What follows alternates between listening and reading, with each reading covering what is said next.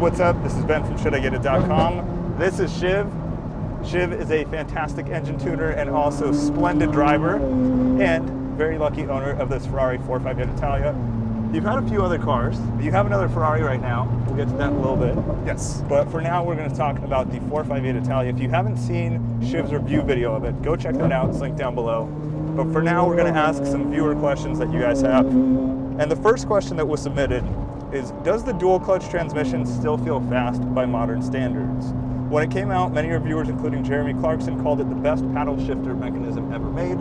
How do you feel about it now in 2022? It feels plenty fast until you drive a new Ferrari, like a F8 Tributo. Upshift speeds are, they're faster, but it's not really a problem at all, even though it's a little bit slower here.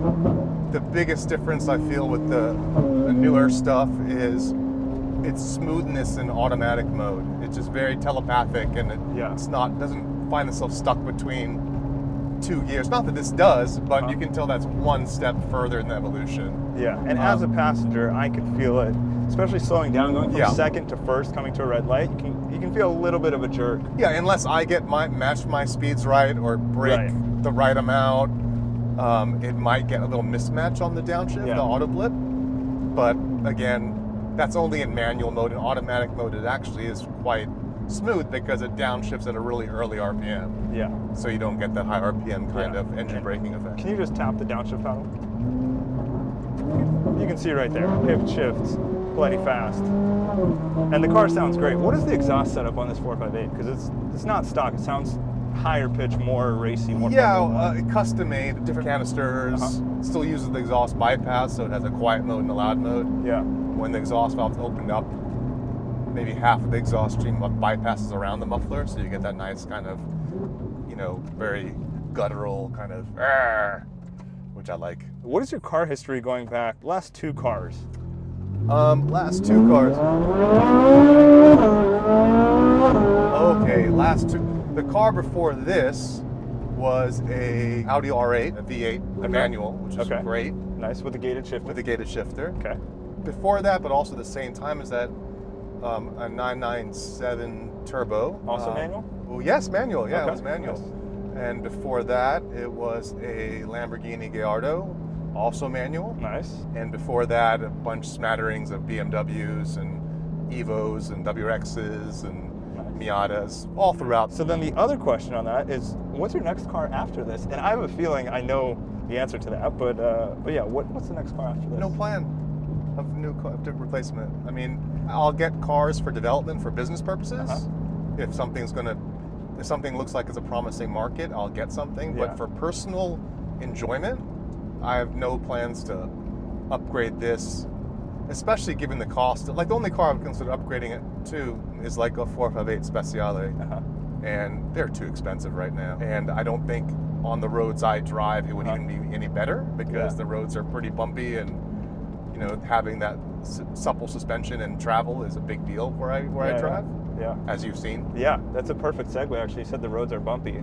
Yeah. What are the first two things you do when you get into this car? Turn off all the driver aids with the Valentino setting, and I press the bumpy road button. And how big of a difference does that make? Because a lot of people watching probably have never been in a Ferrari. Is it a big noticeable difference when you hit the bumpy road suspension button? Yes. And what does it do to the car physically, or to the feeling of the car? It just softens up the damping, so you don't get it backs off the compression damping, and also, I'm not sure it does a rebound, but definitely compression damping. It backs that off a lot. It also seems to have a bias, front and rear, as far as damping goes. It makes the car a little less pointy. When I'm in regular, non-bumpy road, the car understeers a little less. It's very pointy. It needs quick hands. With bumpy road mode, everything seems to slow down a tiny bit. Nice. While still being supple and absorptive over these giant bumps and potholes and whatnot.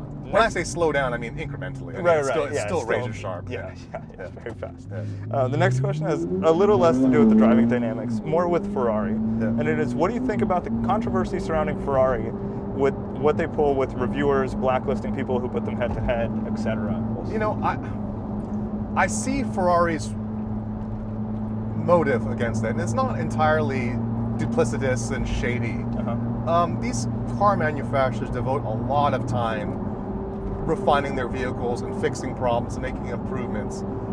And in all reality, most magazine tests, whether it's in automotive field or motorcycle field, a lot of them I've been involved with, just out of time constraints alone, they don't have enough time to set things up properly, and they're testing so many bikes, so many cars in a short period of time, and often the testers aren't pro-level testers. Right. So you're putting a lot of faith in, as a manufacturer, that you spend millions and millions of dollars developing what you think is the best car you can build. You're giving it in the hands of someone, and you're trusting their ability to test it. And in a vacuum, that's fine, but when you put it in comparison, like I've read some tests between the 458 and the McLaren 12C or 600, and I'm like, who are these? What kind of testers are these? What are they talking about? And it makes me it bothers me. Yeah. And as an owner, how little they know about how to. You can tell they're not drivers because they're picking up on the weirdest things. I can only imagine what it does to Ferrari, especially the test driver Ferrari, who would look at this reviewer and be like, what the hell are you talking about? Yeah. So, yeah, I can see why they wouldn't want to have, put their reputation in the hands of someone of questionable motive, questionable skill, especially when drawing who's considered an expert in the field, when they may or may not be. Some are. Some reviewers. Some are not. Are great. Some are. Are you pointing just no? Don't stop. No. The worst reviewers are those who aren't good reviewers, but they come off. They don't know that. Yeah. Right, and they pick up on silly things, which are more has to do with how they're driving, not the nature of the car. But yeah, I mean, I could see it if I reviewed a 600 LT versus 458. I'd be like, 600 LT's got more power and it's newer and more nannies and easier to drive fast. But the 458, I mean, at least to me, this is my dream car.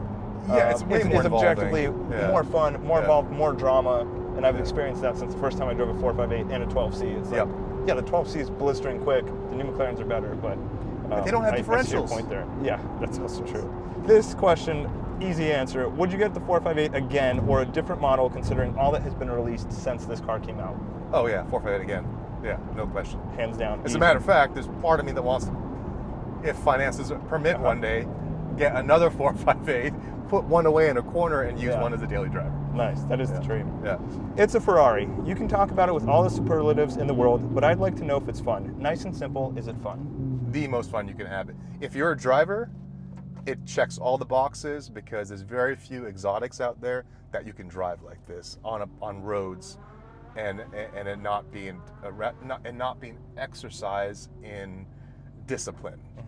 A lot of these cars are so knife edge and so not designed to be driven hard. They're designed to point and shoot. This is one of those cars where you can literally have as much fun, the same kind of fun in a Miata as you would have in this, but times, this would be times 2. Yeah. It's that kind of, and people don't get that. People think these cars are unapproachable supermodels where you just have to admire from afar. No. These cars you use, and they reward you every single second. Yeah. Not to say that supermodel wouldn't do that either.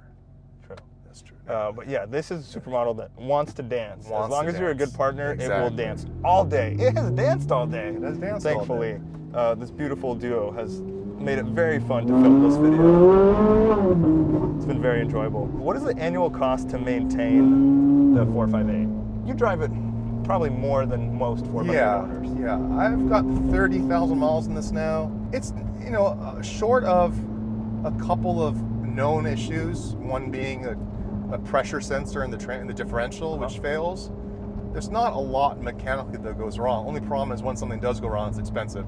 That little pressure sensor probably costs $100 to sensor itself, but the whole job of taking out the transmission, opening it up, getting all the replacement parts from Ferrari, you're paying $13,000, $14,000, $15,000 for that job, which sucks. Yeah. But if that's the only real mechanical problem I'm going to have, then I don't care. Nice. I mean, I do care, but it's not the biggest. Yeah, it's not the biggest thing. Yeah. Does your battery die regularly? A lot of Ferrari owners are experiencing that, where need a tender. Yeah.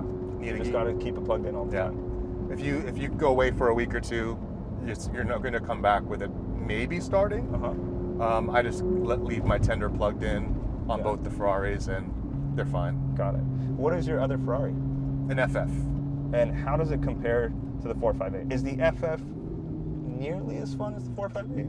FF, in some ways, it's a little bit more fun because you can take your son and your wife, or my son and my wife, and introduce them to the stuff that excites you, which is rewarding in itself. And I didn't, as a young person, I didn't really appreciate that. But ultimately, it's an Enzo-powered station wagon, which is like you have to enjoy these things while you can. Yeah. Because God, they're not going to be anything like that available ever again. Yeah. You know. Yeah. I mean, 10 years from now, no, you're not going to get that. It's such a unique combination of just craziness that it's scratches a different itch completely. You can fold down the seats. I can put like a flat screen TV in there. I can put my mountain bike in there. It's so cool. It's the usable Ferrari. Yeah, and it's got a V12, which sounds amazing. Yeah. And it just, it's a special thing too. Nice. If you could have an Enzo or a LaFerrari given to you, but only one, which one and why? Haven't driven either. I don't know. All right, and last question. Do you still get butterflies when you see it and drive it? Oh, absolutely. And the fact it gives me opportunity 3 times a corner to enjoy it, entry, exit in the middle. Yeah. You never get tired of it. You just never get tired of it. Yeah. Yeah. Awesome. Well, Shiv, thank you very much. This has been an amazing day, amazing experience. If you guys like it and you want to see more, there's links to other videos and photos down in the description. If you want to get your car tuned, check out Shiv's website, and we'll see you guys in the next video. Thanks for watching. That was great. Good. And that was perfect timing, Perfect. too. Excellent.